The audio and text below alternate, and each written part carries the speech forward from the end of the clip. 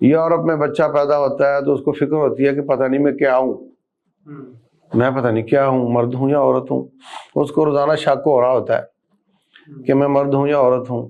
یہ ایسی خواتین ہیں جن کو مجبوراً کام کرنا پڑتا ہے، جو بالکل فارغ ہیں، جن کی ضرورت ہے کہ وہ معاشرے میں کام کریں، تو اس کے لیے کیا کیا احتیاطیں؟ وہاں بھی کہا کہ اس نے کرنا ہے پردہ، چہرے کو ڈھانپنا ہے. اچھا نقاب منع کیوں ہو گیا؟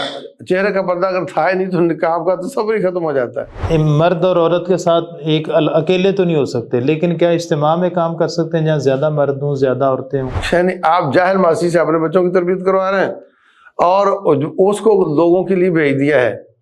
تو جب آپ ڈیوٹیاں چینج کر دیں گے تو سٹرکچر تباہ ہو جائے گا، اور یہ ہو رہا ہے. یہ استثنائی شکلیں ہوتی ہیں. ایسی مجبوری میں مرد کو بھی گھر کے کام کرنے پڑ جاتے ہیں اور عورت کو بھی آؤٹ ڈور کے کام کرنے پڑ جاتے ہیں. لیکن صرف اسٹیٹس مینٹین کرنے کے لیے، معیار زندگی بلند کرنے کے لیے، نخرے پورے کرنے کے لیے اپنے آپ کو باہر نکالنا اور جا کر کے زینت بننا آفیسز کی، میں اس کو اچھا نہیں سمجھتا. السلام علیکم ورحمۃ اللہ وبرکاتہ. ناظرین، الغزو الفکری کے نام سے ہمارا سلسلہ کلام جاری تھا. اس حوالے سے ہمارے ساتھ تشریف رکھتے ہیں ملک کے نام مفتی محترم محمد یوسف تیوی صاحب. آج ایک نئے موضوع کے ساتھ انشاءاللہ ہم مفتی صاحب سے سوال و جواب کریں گے.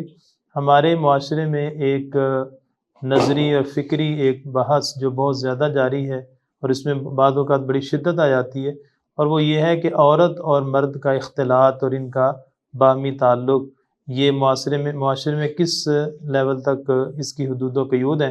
انشاءاللہ قرآن و سنت کی روشنی میں ہم مفتی صاحب سے اس کی ہدایات لیں گے. شیخ، آپ کو آج کے پروگرام میں تشریف لانے پر اہلا و سہلا و مرحبا. جزاک اللہ خیر. اس حوالے سے شیخ، جو آج کا موضوع ہے، اسلام نے مرد اور عورت ان کے جو حدود و قیود ہیں ان کی، اس کو کس حد تک اس میں فرق ہے یا دونوں کو اسلام نے ایک نظر سے دیکھا ہے؟ ان کا معاشرتی کردار جو ہے اس پر تھوڑا سا شریعت کی روشنی میں جو ہے نا وہ روشنی ڈالی. بسم اللہ الرحمن الرحیم. جو ذات بنانے والی ہوتی ہے وہی ہر ایک کی حدود و قیود بھی طے کرتی ہے. موبائل فون ہے، انجن ہے، واشنگ مشین ہے، کوئی بھی چیز ہے، اس کا کون سا پرزہ کہاں لگنا ہے یہ بنانے والے نے طے کرنا ہے، اور اس نے اس حساب سے بنا دیا ہے. اب اگر کوئی اس کو کہیں اور جگہ لگا دے گا اور کوئی اور چیز وہاں لگا دے گا تو خرابیاں آئیں گی، یا تو چلے گی نہیں یا خراب چلے گی یا جلدی خراب ہو جائے گی. اللہ تبارک و تعالیٰ کا نظام اتنا پیٹنٹ ہے کہ اس میں جو وائلنس ہے، وائلیٹ کرنے والے کرتے ہیں تو وہ ایک دم خراب نہیں ہوتا. دنیا کی مشین تو ذرا کوئی چیز دوسرے کا لگا دو تو، اور الیکٹرانکس کی چیزیں ہیں وہ تو اڑ جائے گی فوراً. لیکن اللہ تعالیٰ نے اتنی فلیکسیبلٹی رکھی ہے کہ وہ کسی حد تک چلتا رہتا ہے، پھر آہستہ آہستہ خرابیاں آتی رہتی ہیں. تو جو ہمارا معاشرتی نظام ہے اس میں اللہ تبارک و تعالیٰ نے عورت کو بنایا ہے، اس کا جو کام ہے وہ مرد سے زیادہ عظیم ہے. ایک زاویے سے وہ ہے کہ وہ آدم سازی کرتی ہے. معاشرے اللہ تعالیٰ پیدا کرتا ہے اور وہ جانتی ہے اور تربیت کرتی ہے، اور یہ بہت بڑا کردار ہے. یہ وہ کردار ہے، مرد کے تمام کردار تقریباً جو دنیاوی اس کے ایک تو کردار سے تعلق رکھتے ہیں، ایک اس کا کیریئر ہے. تو مرد کے جو کیریئر ہیں وہ کافی حد تک عورت پورے کر لیتی ہے. جہاز بھی اڑا رہی ہے، وہ کہتی ہے میں اسپیس پر بھی چلی گئی ہوں، اور وہ آفس بھی چلا لیتی ہے، گاڑی بھی چلا لیتی ہے، جہاز بھی چلا لیتی ہے. تو لیکن جو اس کا یہ کیریئر اللہ نے بنایا ہے کہ وہ آدم سازی کرتی ہے، معاشرے بنتے ہیں اس سے، اللہ تعالیٰ پیدا کرتا اور یہ جانتی ہے اور تربیت کرتی ہے. یہ کردار مرد کے بس کی بات نہیں ہے. اس لیے کسی نے کہا تھا کہ مجھے اچھا معاشرہ چاہیے اگر تو مجھے اچھی مائیں دے دو، تو میں آپ کو اچھا معاشرہ دے دیتا ہوں. تو اس میں جس خانے میں جس کو فٹ کیا ہے اس کو وہیں پہ کام کرنا ہے. تو اللہ تبارک و تعالیٰ فرماتے ہیں وَلَا تَتَمَنَّوْا مَا فَضَّلَ اللَّهُ بِهِ بَعْضَكُمْ عَلَى بَعْضٍ، جو جس زاویے سے جس کو فضیلت دی گئی ہے اور جو کسی کے امتیازات ہیں، جو خصائص ہیں، اس کو حاصل کرنے کی کوشش تو دور کی بات ہے، آپ اس کی تمنا تک نہ کرو، خواہش ہی نہ رکھو دل میں۔ اس لیے رسول اللہ صلی اللہ علیہ وسلم نے جو مردوں کی مشابہت کرنے والی عورتیں ان پر لعنت کی، اور جو عورتوں کی مشابہت کرنے والے مرد ہیں ان پر لعنت کی، یعنی صرف مشابہت۔ یہاں تو آگے بڑھ کر آپریٹ کر کے مرد عورتیں بننے کی کوشش کر رہے ہیں، عورتیں مرد بننے کی کوشش کر رہی ہیں، اور یورپ میں بچہ پیدا ہوتا ہے تو اس کو فکر ہوتی ہے کہ پتہ نہیں میں کیا ہوں، میں پتہ نہیں کیا ہوں، مرد ہوں یا عورت ہوں۔ اس کو روزانہ شک ہو رہا ہوتا ہے کہ میں مرد ہوں یا عورت ہوں۔ تو ٹرمپ نے آ کر کے کہا کہ بس 2 ہی جنسیں ہوں گی یہاں پہ، مرد ہوں گے یا عورت ہوں گے، بس یہ چھوڑو اس جھگڑے کو۔ اکتا گئے نا وہ، اللہ کی فطرت سے ہٹیں گے تو اکتائیں گے۔ تو مقصد میری بات کا یہ ہے کہ اللہ تعالیٰ نے اس کو کہا وَقَرْنَا فِي بُيُوتِكُنَّ، وَقَرْنَا فِي بُيُوتِكُنَّ، اپنے گھروں میں رہا کرو۔ باہر نکلنا ہے تو ضرورت کے لیے، بلا وجہ نہیں نکلنا۔ دلیل اس کی کرنا فی بیوتکن، گھروں میں رہا کرو۔ نمبر 2، بخاری شریف کی حدیث ہے، رسول اللہ صلی اللہ علیہ وسلم حضرت عائشہ رضی اللہ عنہ کے گھر میں ہیں، حضرت سودا ام المومنین باہر نکلتی ہیں، جنگل میں جانا ہوگا یا کسی کام جانا ہوگا، تو ان کا جسم تھوڑا فربا تھا، تھوڑا موٹاپا تھا، تو کپڑا تو بڑا لیا ہوا تھا۔ تو حضرت عمر کہتے ہیں آپ سودا ہو نا، ہمیں پتہ چل جاتا ہے تمہارا کہ تم سودا ہو، تم چھپ نہیں سک رہی ہم سے۔ تو بیچاری سنتے ہی اسی الٹے قدموں واپس، اور حضرت عائشہ کے گھر جا کر کہتی ہیں حضرت میں باہر جا رہی تھی تو مجھے عمر نے یوں کہا ہے۔ حضرت عائشہ رضی اللہ عنہ فرماتی ہیں کہ نبی صلی اللہ علیہ وسلم کھانا کھا رہے تھے، گوشت پکا ہوا تھا، اور بوٹی آپ کے ہاتھ میں تھی ایسے، اور ادھر سے وہ آ گئیں، اسی حالت میں ہی وہی کی کیفیت ہو گئی، اور وہیں آپ جھک گئے، کیونکہ بڑا بوجھ پڑ جاتا تھا آپ پر، اور آپ کا چہرہ سرخ ہو جاتا تھا، اور اسی حالت میں بوٹی ہاتھ میں ہی ہے کہ وہ کیفیت ختم ہوئی۔ تو رسول اللہ صلی اللہ علیہ وسلم فرماتے ہیں کہ اللہ تعالیٰ نے تمہیں ضرورت کے لیے، حاجت کے لیے نکلنے کی اجازت دے دی ہے۔ کیا مطلب؟ کہ اصل تمہارا یہ تھا کہ تم گھروں میں رہو، اور اب ضرورت اور حاجت کے لیے نکلنے کی اجازت دے دی ہے۔ تو یہ تو ہے اصل۔ اس کو کأنہن لؤلؤ مکنون، اللہ نے جنت کی عورتوں کے بارے میں کہا جیسے وہ سیپ کے اندر چھپا ہوا موتی ہوتا ہے۔ تو عورت جو ہوتی ہے یہ چھپا ہوا موتی ہے، اور یہ جب پیکنگ سے باہر آ جاتا ہے تو پھر یہ خراب ہونا شروع ہو جاتا ہے، اور اگر اس نے باہر نکلنا ہے تو پھر اس کے جو سیفٹی پریکاشنز بیان کیے اللہ تعالیٰ نے، اللہ تعالیٰ فرماتے ہیں کہ نکلنا ہے تو یدنین علیہن من جلابیبہن، آپ کا جسم پردہ، اس کے اوپر خوبصورت کپڑے بھی پردہ، اور اس کے اوپر ایک بڑی چادر ہو جس سے پتہ نہ چلے کہ اندر کیا ہے، اور وہ جو چادر ہے وہ زمین پر گھس کر آ رہی ہو کہ چلتے وقت بھی پاؤں نظر نہ آ جائیں، پنڈلی نظر نہ آ جائے۔ رسول اللہ صلی اللہ علیہ وسلم کے پاس ایک عورت آ کر کہتی ہے حضرت اگر ایک بالشت زمین پر گھس کر آ رہا ہوگا تو چلتے وقت پھر تو پنڈلی نظر آ سکتی ہے۔ تو آپ نے فرمایا کہ پھر وہ 1 ہاتھ 1.5 فٹ زمین پر گھسا کر چلیں۔ پھر کسی نے سوال نہیں کیا کہ پھر چلنا کس طرح ہے، یہ کسی نے نہیں پوچھا۔ اس میں ایک بات آ گئی ہے ہمارے ہاں، یہ اس کے اوپر 2 مذہبی لوگ ہیں ان کے اندر بھی ایک 2 رائے ہیں کہ چہرے کا پردہ جو ہے نا، بڑے بڑے علماء کا نام اس میں لیا جاتا ہے کہ وہ چہرے کے پردے کے قائل نہیں تھے، تو اس کی کیا وجہ ہے کہ جب آپ نے جو یہ کیفیت بتائی کہ پاؤں بھی نظر نہ آئے؟ میں نا اس میں اب ادھر آتا ہوں، اس طرف آتا ہوں انشاءاللہ۔ اب کیا ہوا کہ ایک اور سوال پیدا ہوا کہ حضرت جب یہ زمین پر گھس کر چلے گی چادر تو وہ تو راستے میں کچرا ہوتا ہے، مدینے کی گلیاں تو کچی ہیں، کہیں گدھے کا پیشاب خانہ، کہیں بچے کا، تو ہو سکتا ہے۔ تو آپ نے فرمایا آپ کے پاس اب دو آپشن ہیں، یا تو آپ فرما دیں کہ ٹھیک ہے تم اوپر کر لیا کرو، یا پھر یہ ہے کہ آپ مسجد میں تو انتظام دھونے کا نہیں تھا، تو یا پھر آپ اس کی پلیدی کو قبول کر لیں۔ تو رسول اللہ صلی اللہ علیہ وسلم نے فرمایا یطہرہ ما بعدہ، یہ کچرے کے اوپر سے گزری چادر تو پلید ہو گئی، اور بعد میں پاک مٹی کے اوپر سے گزری تو پاک ہو گئی، میں اس کو پاک قرار دیتا ہوں۔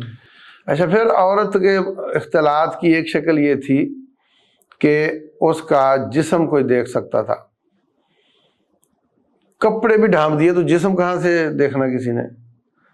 تو جسم کے بارے میں رسول اللہ صلی اللہ علیہ وسلم فرماتے ہیں کہ بلکہ حدیث ہے جو حضرت عائشہ رضی اللہ تعالیٰ عنہ جب جا رہی تھی غزوہ بنی مستلق میں، پیچھے رہ گئی تھیں، تو صحیح بخاری میں اور قرآن میں بھی یہ واقعہ ہے، تو پیچھے سے حضرت صفوان بن معطل آتے ہیں اور دیکھتے ہیں کہ یہ کیا ہے کالا کالا، قریب جاتے ہیں تو پتہ چلتا ہے حضرت عائشہ ہیں رضی اللہ عنہا، تو کہتے ہیں انا للہ و انا الیہ راجعون۔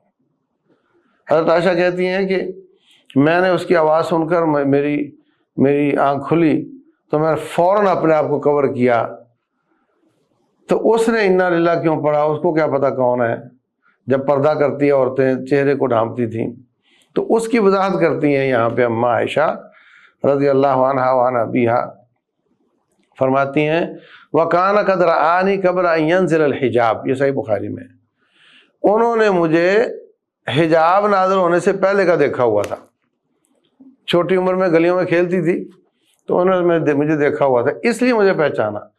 مطلب یہ کہ اگر انہوں نے پہلے نہ دیکھا ہوتا اور پردہ نازل ہونے کے بعد تو کوئی مرد عورت کو دیکھ ہی نہیں سکتا تھا، تو پھر وہ مجھے پہچان نہ سکتی۔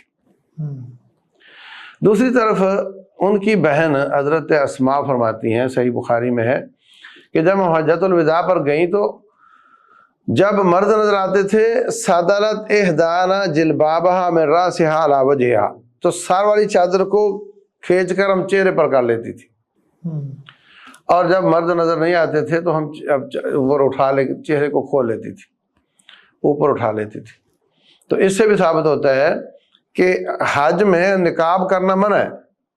نقاب وہ ہوتا ہے جو چہرے پر جمع ہوا لپٹا ہوا جا رہا ہوتا ہے۔ اگر کوئی عورت چہرے پر جس طرح سردیوں میں چادر لیتے ہیں، مرد بھی لیتے ہیں، اور یہاں سے کر کے ناک کے اوپر سے دوسرے کندھے پہ ڈال دے تو یہ بھی نقاب ہے، مرد ہو یا عورت ہو۔ اس کو تلثم بولتے ہیں، یہ مڑاسا پہننا، یہ بھی حج میں منع ہے۔ عورت چادر لے گی تو تھوڑی کے نیچے سے ادھر گرائے گی، لیکن جب مرد ہوں گے تو اوپر سے نیچے گرا لے گی، یا کوئی بھی پٹی ماتھے پہ باندھ لے اور وہ چہرے پہ لٹک جائے جالی کی، تو اس کو کچھ نظر آتا رہے، مگر وہ ڈھیلی ڈھیلی ہوگی، وہ نقاب کی طرح کسی ہوئی نہیں ہوگی۔ ناک کو لگتی ہے، جسم کو لگتی ہے، چہرے کو، تو کوئی حرج کی بات نہیں۔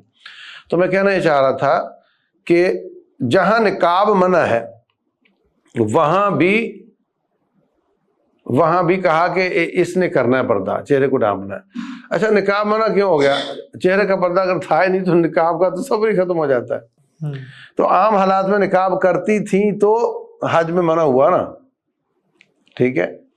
اچھا، پھر مرد کے عورت کی جو اختلاط کی ایک شکل یا اس کی اٹریکشن کی ایک وجہ یہ بنتی ہے کہ عورت جا رہی ہے، اس کی خوشبو مردوں کو آ رہی ہے تو سب کے دل میں چاہت پیدا ہوتی۔ تو اس کے بارے میں رسول اللہ صلی اللہ علیہ وسلم فرماتے ہیں طیب النساء ما ظہر لونہ وخفی ریحہ، عورتوں کی خوشبو ہونی چاہیے جس کا رنگ ہلکا، رنگ زیادہ اور خوشبو ہلکی ہو، کیونکہ پردہ جو کر لینا ہے تو اس کی تو نقصان نہیں رنگ کا، اور جو خوشبو ہے وہ ہلکی ہو۔ فرمایا جو عورت خوشبو لگا کر کے مردوں کے پاس سے گزرتی ہے تاکہ وہ اس کی خوشبو سونگیں فہی زانیۃ، وہ بدکار عورت ہے۔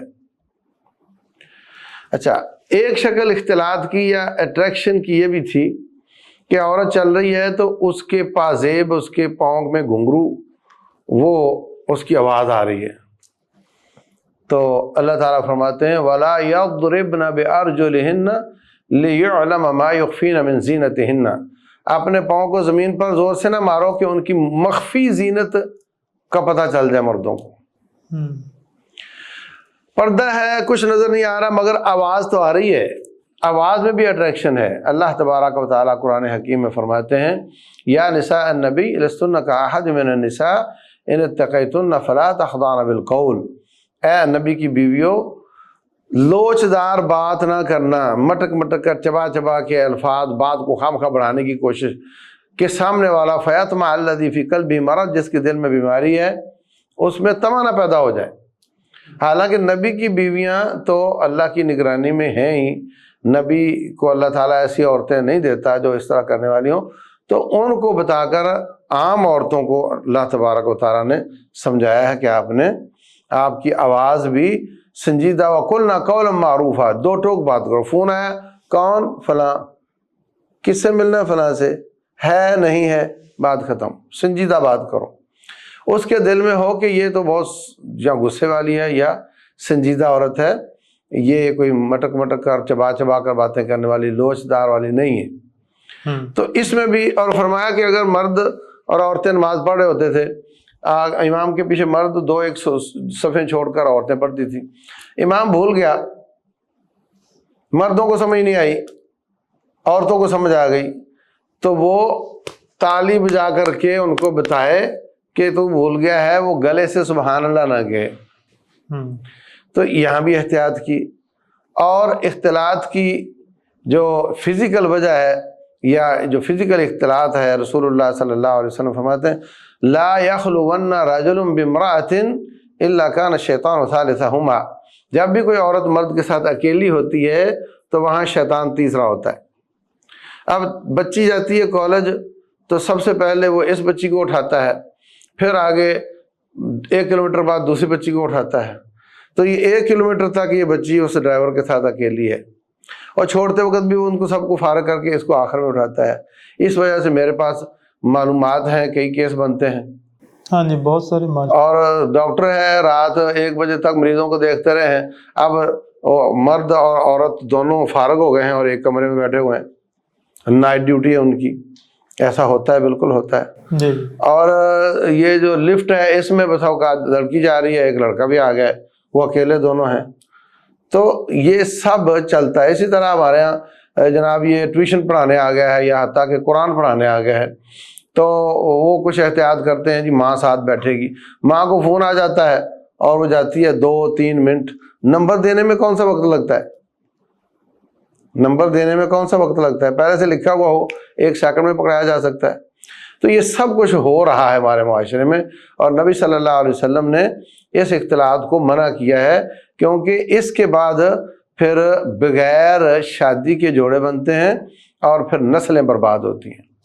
سر ہمارے معاشرے میں جس طرح اسکول ایجوکیشن ہے، ایک ہیڈ جو ہے نا پرنسپل ہے، تو خاص طور پہ چھوٹے بچوں کے لیے جس طرح پلے نرسری پریپ اور چھوٹی کلاسوں کے لیے خواتین جو ہے نا وہ اس کو بہتر پڑھا لیتی ہیں۔ ایک یہ ہے کہ ان کو فارغ بھی ہوتی ہیں۔ عام طور پر پرائیویٹ اسکول میں لوگ جاب نہیں کرتے کیونکہ تنخواہ تھوڑی ہوتی ہے، لڑکیاں جو ہے نا وہ ان کے پاس ٹائم بھی ہوتا ہے، لوگ بھیج دیتے ہیں۔ اسی طرح جو ہے نا وہ ہیلتھ کے اندر بھی خواتین کا، تو جو ایسی خواتین ہیں جن کو مجبوراً کام کرنا پڑتا ہے، جو بالکل فارغ ہیں، جن کی ضرورت ہے کہ وہ معاشرے میں کام کریں، تو اس کے لیے کیا کیا احتیاطیں کچھ تو آپ نے بتا دیں، لیکن مرد اور عورت کے ساتھ ایک اکیلے تو نہیں ہو سکتے، لیکن کیا اجتماع میں کام کر سکتے ہیں جہاں زیادہ مرد ہوں زیادہ عورتیں ہوں؟ ہاں بالکل، اگر عورتیں زیادہ ہیں مرد بھی زیادہ ہیں، عورتوں کا اپنا معاشرہ ہے، ان کا اختلاط آپس میں ہے، ان کا کمرہ الگ ہے، مردوں کا الگ ہے، اور گلی میں گزرتے وقت اگر آمنا سامنا ہوتا بھی ہے تو دونوں نے بالکل اپنا اپنا حساب رکھا ہوا ہے، عورت نے پردہ کیا ہوا ہے، تو ایسی صورت میں وہ جو وائلیشن ہے اس سے اگر بچا جائے تو مجبوری میں نوکری کی جا سکتی ہے۔ حقیقت یہ ہے کہ اللہ تعالیٰ نے کام کے لیے مرد کو پیدا کیا ہے، اس کا کام ہے کمائی کر کے لا کر دینا، اور عورت کو جو اس کی بچوں کی تربیت کا کام دیا ہے۔ یہاں میں ایک بات کہنا چاہ رہا ہوں کہ روٹین میں اللہ تبارک تعالیٰ نے عورت کو انڈور اور مرد کو آؤٹ ڈور کے لیے پیدا کیا ہے، لیکن بسا اوقات ایکسیپشنل کیس ہوتے ہیں، جیسے اللہ محفوظ رکھے شوہر بیمار پڑ گیا اور بسا اوقات اس کی بیماری لمبی ہو گئی، لاٹ ٹوٹ گئی، اس کی ٹانگ ٹوٹ گئی، تو اب عورت کو کمانا پڑ رہا ہے، وہ جا کر کسی ہوٹل پہ برتن دھو رہی ہے یا وہ کوئی سلائی کر کے اپنا گزارا کر رہی ہے۔ اسی طرح عورت کو اس طرح کے مسائل ہو گئے، مرد کچن میں جا رہا ہے، وہ اس کو ہانڈیاں پکانی پڑ رہی ہے۔ یہ استثنائی شکلیں ہوتی ہیں، ایسی مجبوری میں مرد کو بھی گھر کے کام کرنے پڑ جاتے ہیں اور عورت کو بھی آؤٹ ڈور کے کام کرنے پڑ جاتے ہیں، لیکن صرف اسٹیٹس مینٹین کرنے کے لیے، معیار زندگی بلند کرنے کے لیے، نخرے پورے کرنے کے لیے اپنے آپ کو باہر نکالنا اور جا کر کے زینت بننا آفیسز کی، میں اس کو اچھا نہیں سمجھتا۔ اور کسی فوجی، سول یا کمپنی یا کسی انسٹیٹیوشن کو تباہ کرنے کے لیے یہ بڑا ہی آسان نسخہ ہے کہ آپ کمپیوٹر والے کو گیٹ پہ بٹھا دو، تنخواہ اس کی زیادہ کر دو۔ کمپیوٹر والا ₹1,00,000 لے رہا تھا، بولے تو $1.25 ملے گا مگر تو نے گیٹ پہ بیٹھنا ہے، اور گیٹ والے کو سیل پر بھیج دو، ہاں، اور سیل والے کو کمپیوٹر پہ بٹھا دو۔ یعنی جو پراپر کام کے لیے بندہ سائن کیا گیا اس کی بجائے اس کو تباہی آئے گی نہیں اس ادارے میں، یقیناً۔ تو یہ جو ہمارے معاشرے کا سٹرکچر ہے، اس میں جب آپ نے شادی کرنی ہے تو آپ کہہ رہے ہیں جی اتنی پڑھی ہوئی ہو، میں اتنا پڑھا ہوا ہوں، اور اس میں دین کا یہ ہو ایلیمنٹ ہو، اتنی باپرد ہو، یہ ہو، اور جب وہ آ جاتی ہے تو اس کو بھیج دیتے ہیں چل تو اسکول جا کر پڑھا، اور بچے کون سنبھالتی ہے؟ جاہل ماسی۔ یعنی آپ جاہل ماسی سے اپنے بچوں کی تربیت کروا رہے ہیں اور اس کو لوگوں کے لیے بھیج دیا ہے، تو جب آپ ڈیوٹیاں چینج کر دیں گے تو سٹرکچر تباہ ہو جائے گا، اور یہ ہو رہا ہے اس وقت۔ مجھے آج میں نے خبر پڑھی ہے کہ پیوتن نے کہا ہے کہ روسی لڑکیاں جو کالج سکول جاتی ہیں، سکول جانے والی، وہ سب بچے جنے، میں اتنے پیسے دوں گا، اور اس کی پچھلے سال کی ترغیب سے 12 سال کی لڑکیوں نے بھی بچے جنے ہیں، 15 سال والی نے بھی جنے ہیں، اور اس سے وہ پیسے لیے ہیں۔ اب وہ کہہ رہا میں پیسے اور زیادہ کروں گا، تم سکول جا رہی ہو تو بچے جنو اور تم پیسے لو ہم سے۔ یہ کیا ہو رہا ہے؟ ہو یہ رہا ہے کہ جو اس نے سٹرکچر اللہ نے بنایا تھا نا، یہ جو میں نے احتیاطیں بتائیں اس والا، اس سے عورت اپنی ڈیوٹی پر تھی، مرد اپنی ڈیوٹی پر تھا، اور ایک معاشرہ پروان چڑھ رہا تھا۔ انہوں نے جب عورت کو لے آیا بازار میں اور ان کو مردوں والی ڈیوٹیاں دے دیں، تو نتیجتاً وہ اپنی ڈیوٹی چھوڑ بیٹھی۔ جب اپنی ڈیوٹی چھوڑ بیٹھی تو سب سے زیادہ پاپولیشن والا چائنا بھی سر پہ ہاتھ رکھ کے بیٹھا ہوا ہے، یعنی وہ آدم سازی کم ہو گئی۔ ہاں، اور سارے سر پکڑ کے بیٹھے ہوئے ہیں، کیا ہوا ہمارے ساتھ؟ ان کے کام کرنے والے ہاتھ ختم ہے، بڈھوں کی تعداد زیادہ ہے، چائنا میں بھی، رشیا میں بھی، یورپ میں بھی بڈھوں کی تعداد زیادہ ہے اور کام کرنے والے ہاتھ کم ہیں۔